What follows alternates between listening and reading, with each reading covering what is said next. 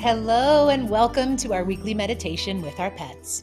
I'm Amanda Ree and I have a whole crew here with me today. We have Iris, that's you, sweetheart, and Bugsy, little one back here. We have Benny and Graham and several other dogs behind the scenes. So plenty of animal energy here with us today. We're coming to you live from our home in Northern California.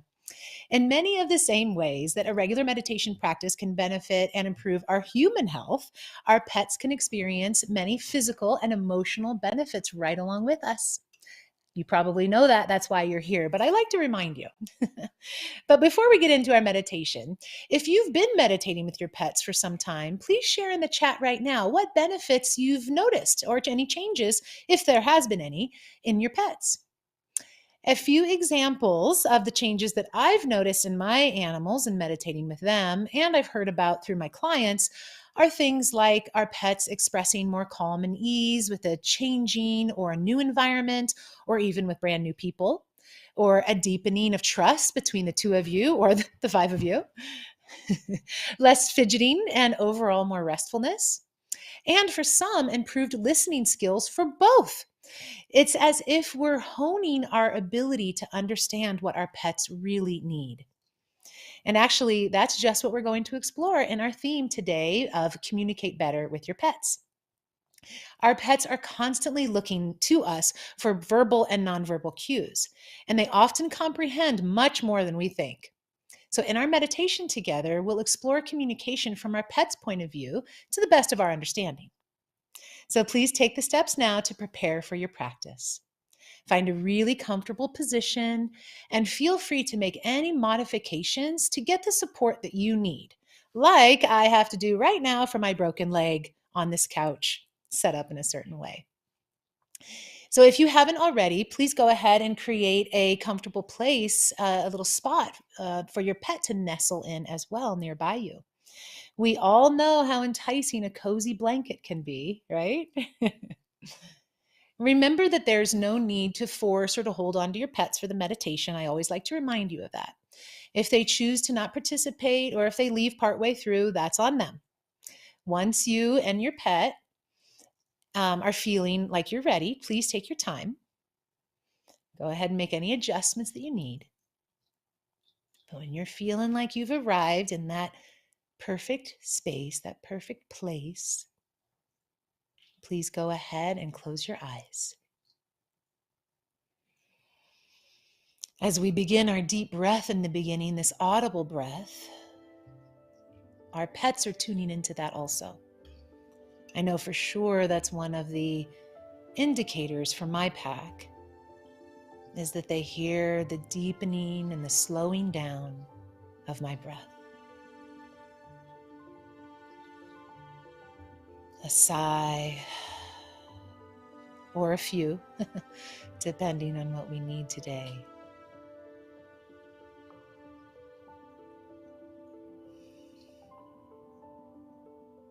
Breathing in and out just through the nose as you continue to just settle more and more into your seat, into your physical body.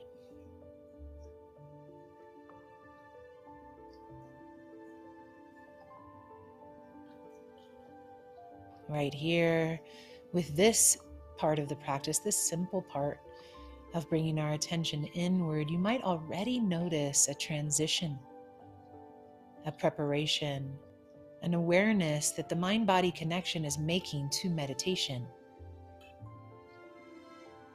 So when the breath is deepened and the awareness is brought inward in this way, our whole being knows exactly where we're going.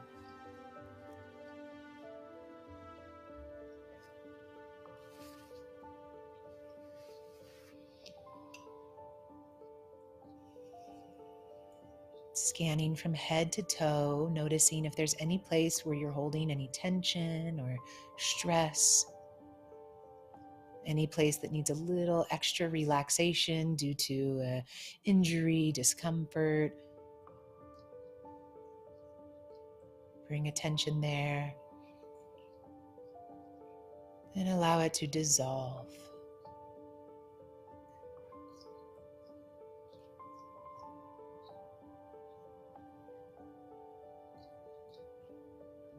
And now I'd like to introduce or reintroduce for many of you a breath work, a pranayama technique called Ujjayi breathing. You may have practiced this type of technique in a yoga practice, in a yoga class. So they call it victorious breath. It's an audible breath, also known as ocean sounding breath. And that's because it sounds like the waves of the ocean coming in on the shore as we constrict very gently the back of the throat, breathing in and out only through the nose, but almost like a snoring or that hissing. And the same on the exhale, through just the nose. So practice a few times like this, or actually many times. We'll do our best to maintain this breath throughout the whole meditation.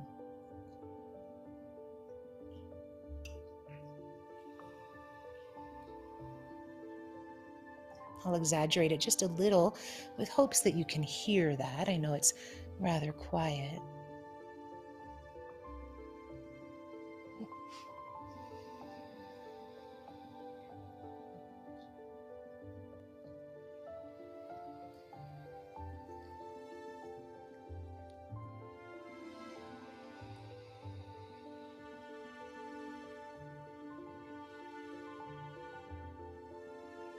It doesn't need to be loud. It doesn't need to be heard by others at all, but just inside you, inside you're feeling, you're hearing. And that's helping you to stay more connected to the breath.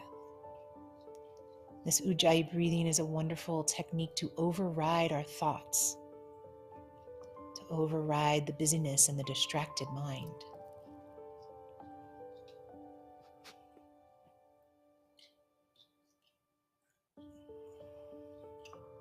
As I mentioned, you can keep this breath going, ideally throughout the whole practice today.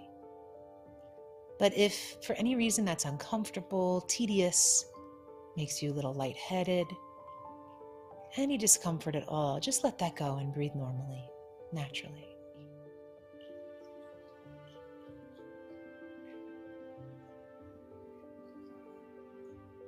Otherwise, staying here connected to that ocean sound, the waves as they come in and slowly roll out. Continue the flow.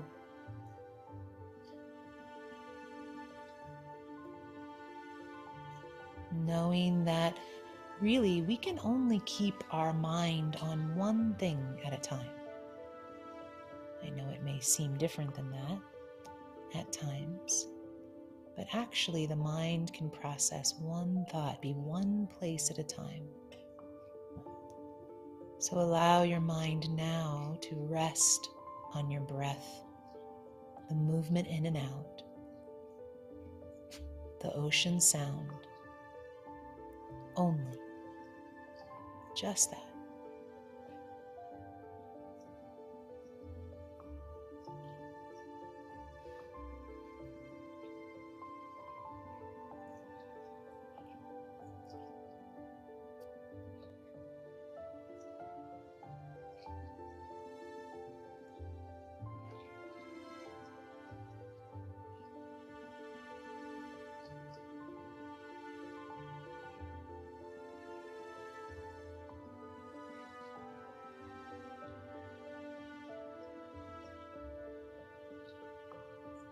Staying with the Ujjayi breathing if possible, if easy.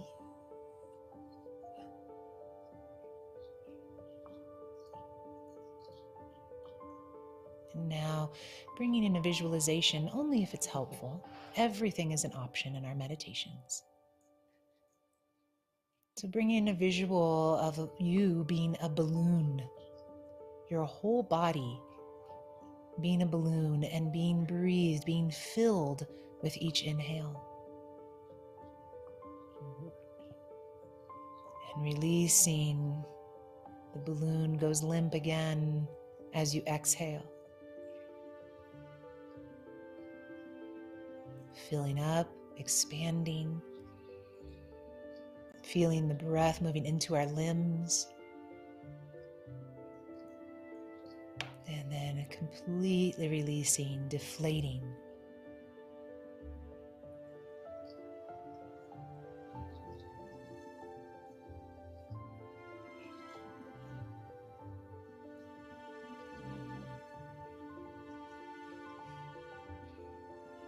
You might notice some snores from around you or around me. And just like any other sounds, distractions in our meditations, just come right back, notice it. You can even send a little love. And then come right back to your breath. The ebb and flow, the dance of meditation.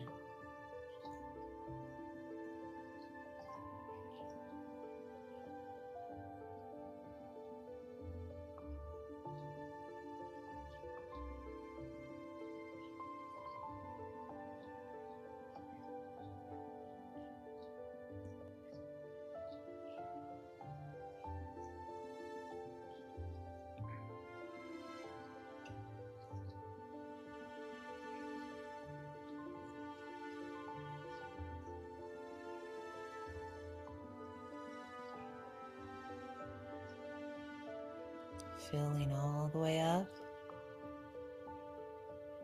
and letting all of it go. Just taking a few minutes like this to breathe deeply in our practice has so many benefits in itself. Oxygenating and enlivening the whole body.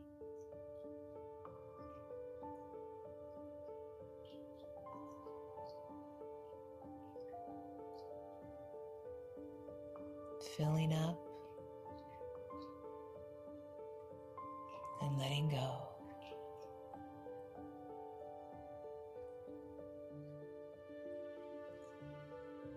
The Ujjayi breathing can also be slightly warming in a good way, boosting the metabolism, kind of getting all the systems moving.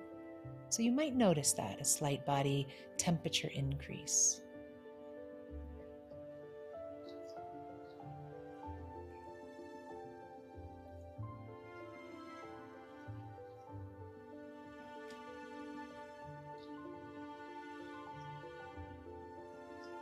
For the next few moments, you can imagine the ocean waves rolling in, cleansing every part of you, and rolling out again, taking with it anything that's no longer serving, anything that was stuck or holding, anything that needs cleansing.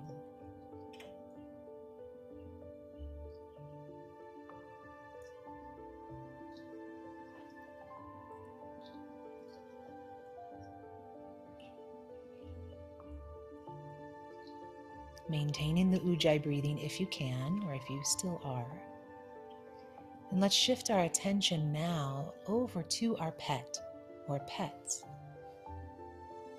So whether there's one here nearby you or in the other room or some other place entirely, just bring their awareness of their physical self into your mind's eye, into the screen of your awareness as if you're watching it like a movie. And seeing your pet there with you, beside you, in front of you, maybe engaging or connecting with them through the eyes. Just imagining again, so our eyes are closed, but just imagining that connection of oneness between you and your pet.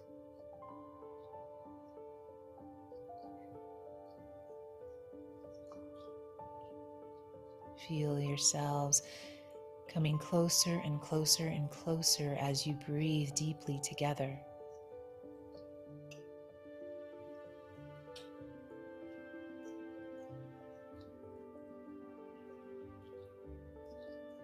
And from this place of oneness, set the intention for safety and for an opening.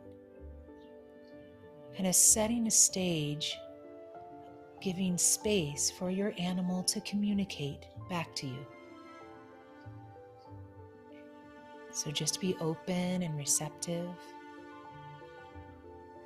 not necessarily searching or trying to figure anything out. Just open your heart,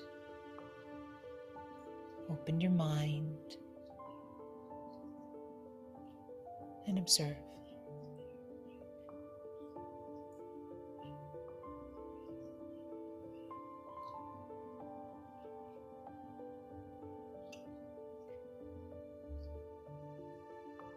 This is a great opportunity for you to send a message to them as well. Again, just creating that safe space for open dialogue. Maybe this is something you've done before, but maybe it's somewhat new to the two of you. This is the technique, this is the way of communicating better with our pets. Being fully present, right here now, nowhere else. Open,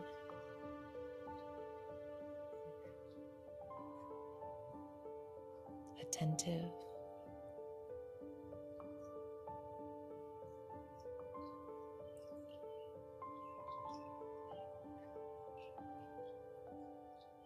And now deepening your breath again. Maybe there was some messaging or a feeling or an image that came through. Maybe not today. But just in those few short minutes, I wanted to show you the way that you can very easily communicate with your pet. All of us can. Another deep breath in. Let's sigh it out. And whenever you're ready, you can slowly open your eyes.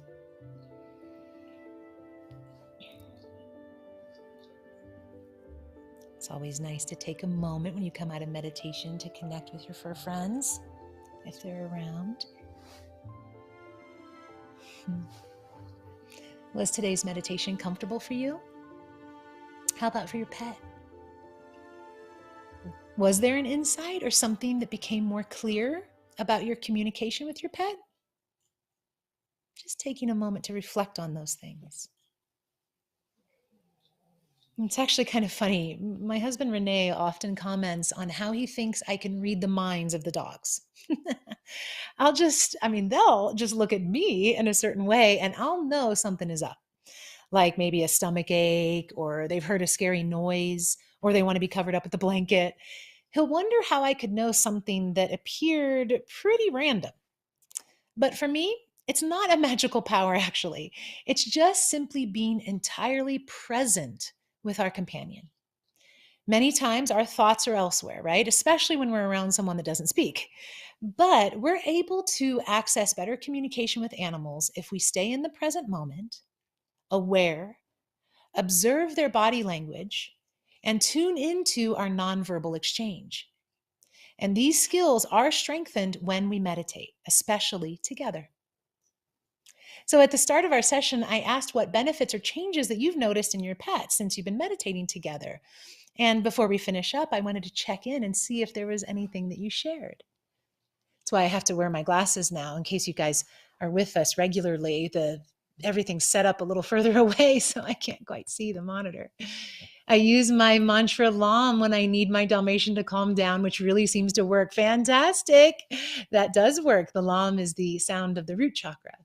I've meditated with my pets a few times, but I haven't seen big changes yet. Thank you for adding that yet on. No problem. And, sometimes it can be very subtle. It can take time. Maybe a circumstance needs to come up and you notice how different they're acting.